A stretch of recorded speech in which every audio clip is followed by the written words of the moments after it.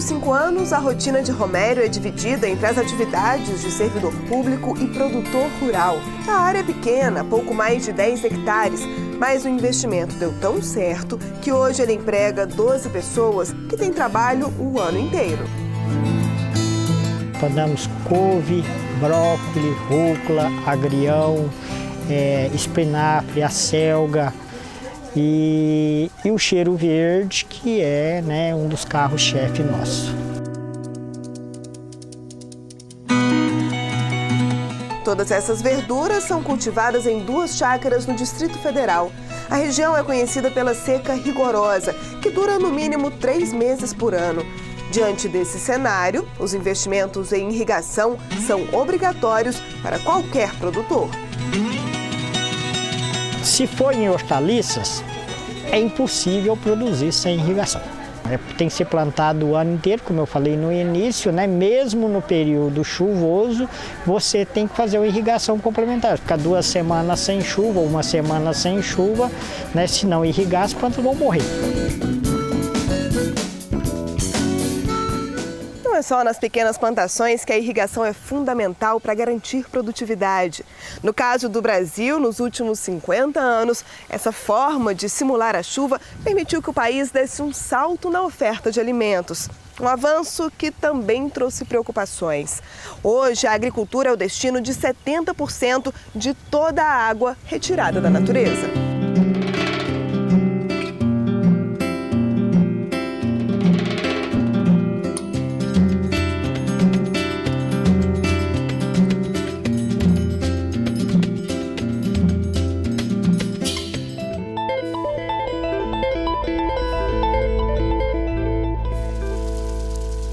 O aumento do consumo de água no campo aconteceu no momento em que o mundo se deu conta de que os recursos hídricos disponíveis estavam diminuindo. Essa coincidência fez muita gente atribuir ao setor agrícola o rótulo de vilão da natureza. E a gente entende que a prioridade da água é para o consumo humano, mas o grande poluidor da água é a cidade. Quem entende do assunto garante: considerar perdida toda a água usada na produção de alimentos é uma visão ultrapassada. O que quer dizer perder aí? É ela evaporar ou infiltrar e ir para o lençol. Mas para a natureza isso não é perda. Se evaporou, vai voltar como chuva daqui a pouco em algum lugar. Se infiltrou, é água subterrânea, vai ser utilizada em algum ponto. Então a tendência é a gente falar que consumiu, mas ela está sendo usada por uma parte da natureza. Mas se ainda assim a intenção é economizar recursos naturais na hora de fazer a irrigação, o melhor modelo é o do gotejamento. Pela técnica, uma mangueira furada é instalada ao longo de toda a plantação. Dessa forma, a água é liberada bem perto da raiz da planta.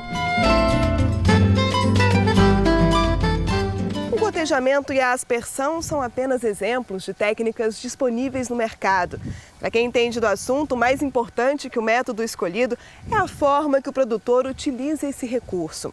Só o manejo correto vai permitir que o país produza cada vez mais alimentos sem que a atividade seja um peso para a natureza. O caminho passa pelo desenvolvimento de tecnologias e também pela qualificação do produtor. Em relação às pesquisas, os avanços já são uma realidade.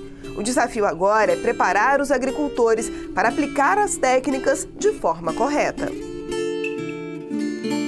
A rigor, praticar a irrigação não é colocar água, não. Você tem que aprender uma série de técnicas, A água, ela tanto é útil como pode ser prejudicial ao cultivo. Ela sendo oferecida na hora inoportuna, em quantidade indesejada ou na qualidade inadequada, também é prejudicial. Um mapeamento feito pelo governo mostra que o país tem potencial para irrigar 30 milhões de hectares, mas hoje usa esse recurso em apenas 5 milhões.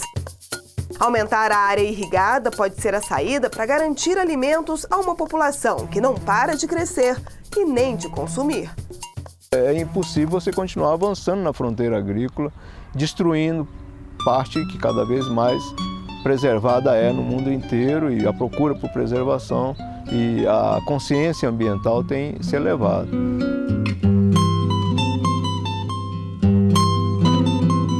Então veja as diferenças e o potencial que existe aqui dentro e a responsabilidade que nós temos em fazer um bom uso dessa água, um bom uso de todas as técnicas. O Brasil tem tudo para ser um celeiro. Não se pode falar que o nosso povo não consiga produzir os alimentos que precisa. O mundo espera até que o Brasil apoie a produção de alimentos para toda a humanidade, porque senão vai faltar.